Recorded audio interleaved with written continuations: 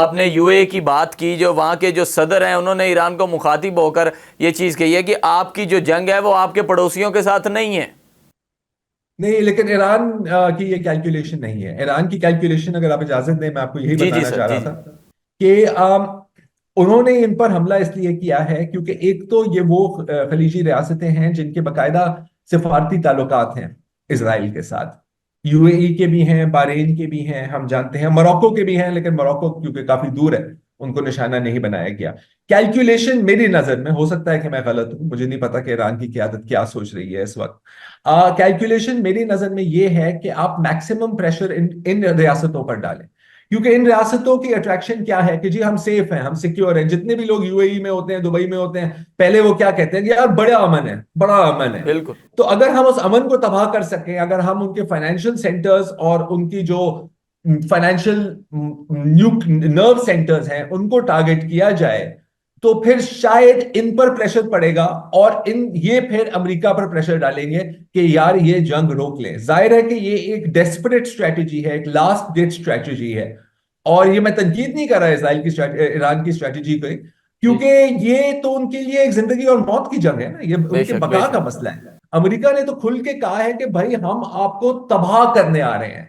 जब इस तरह की सिचुएशन हो, तो फिर आपके हाथ में जो कुछ भी है आप इस्तेमाल करेंगे। सो ईरान की कैलकुलेशन ये है, हो सकता है कि वो बैकफायर करे, लेकिन मेरा नहीं ख्याल कि उनकी कैलकुलेशन बदलने वाली है जी। सर मैं यहाँ पर एक और चीज़ आपसे पूछना चाहूँगा, सुप्रीम लीडर की शहादत का बाकी जितने भी हमारे मुस्लिम जो ममालिक हैं इन पर क्या इम्पैक्ट जाएगा? देखें, जहां शिया आबादी है, जिन ममालिक में शिया आबादी है, वहां पर तो आप अभी से ही देख रहे हैं कि मुजाहरे हो रहे हैं। हमने इराक में, जहां पर एक बहुत वाज़ेह शिया पॉपुलेशन है, वहां पर भी हमने प्रोटेस्ट देखे हैं। बहरीन का इस वक्त मुझे नहीं पता, लेकिन बाकी मुसलमान ममालिक, मेरा ख्याल है कि ज्यादा से ज्यादा अब हुकूमत की सतह पर या अवाम की सतह पर, हुकूमत की सतह पर वो कहेंगे कि यार नहीं, हम शदीद मजम्मत करते हैं, both side should exercise restraint and act responsibly. वही जो फर्जी बातें हैं जो जिन सुन सुन के हमारे अब कान पक गए, मेरे तो कान पक गए, मेरे तो सुन सुन के बाल सफेद हो गए हैं, आपके भी हो जाएंगे अनकरीब। और जहां तक अवाम की बात है जी, तो अवाम क्या करेगी? मुस्लिम, जिसको हम उम्मतुल मुस्लिमीन कहते हैं बड़े प्यार से, उसकी अवाम ने क्या पिछले 2.5 सालों 3 सालों में गजा की नस्ल कुशी रोक पाई? नहीं, क्योंकि वो नहीं है उनके पास पावर, वो बेबस हैं, वो लाचार हैं। और we can not affect any change unfortunately, यही तो हमने देखा है। तो क्या होगा?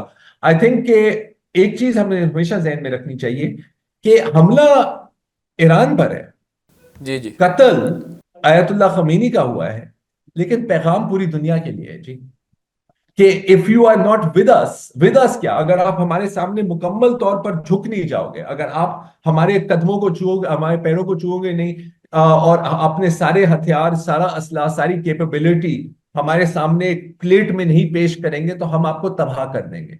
This is a message for the rest of the world, और उन सब ममालिक के लिए जो गलती से सोच भी रहे हो कि वो अमेरिकन और इजरायली एजेंडा की मुखालफत करें जी।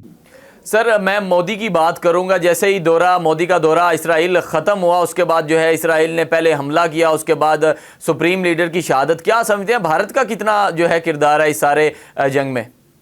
भारत इजराइल के साथ है, भारत इजराइल के साथ है, ये तो वाजे है। उन्होंने अपने खुल के अपने मुंह से कहते हैं कि आज की बात नहीं है, ये सिलसिला कई दिहाइयों पुराना है। इनफैक्ट 1962 में शुरू होता है, साइनो इंडियन वॉर के बाद। और ये असल इसमें जो टर्बो चार्ज लगता है वो है 2014 में, जब नेतन्याहू और मोदी की पहली मुलाकात हुई थी। फिर 2017 में शायद मोदी पहली बार गए थे नेतन्याहू के पास, और इस वक्त जो मोदी गए हैं, आप देखें कि it is the highest level state visit नस्लकुशी के दौरान।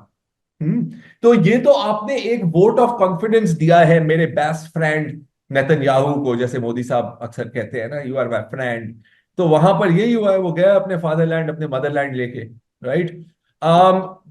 This is a complete alliance, और इसमें सिर्फ भारत और इसराइल शामिल नहीं है। इसमें बकौल नेतन्याहू, मैं नहीं कह रहा, मेरे मुंह में खाक, मैं कौन होता हूं कहने वाला, नेतन्याहू खुद कह रहा है कि इसमें यूनान भी शामिल होगा, साइप्रस भी शामिल होगा, कुछ अरब ममालिक भी शामिल होंगे, कुछ अफ्रीकी ममालिक भी शामिल होंगे, जिसका मतलब शायद इथियोपिया और सोमाली लैंड है। जी जी। तो देखें, मैं तो हैरान हूं एक्चुअली कि ईरान ने इनको पहचाना नहीं। बिल्कुल। आपने ईरान की क़यादत ने, ईरान के हुक्मरानों ने एक इंतहाई सेल्फ डिस्ट्रक्टिव और शॉर्ट साइटेड फॉरेन पॉलिसी अपनाई थी। मुझे कहने में बिल्कुल कोई झिझक नहीं महसूस हो रही। उन्होंने बकायदा भारत को अपनी गोद में बिठाया, चाबहार पोर्ट लॉन्च किया जिसका मकसद था कि आप पाकिस्तान के पोर्ट्स को बाईपास करें।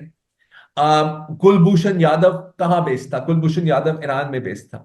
ईरान ने तो बकायदा पाकिस्तान पर बमबारी की और अभी तक किसी को समझ नहीं आ रही कि क्यों की थी।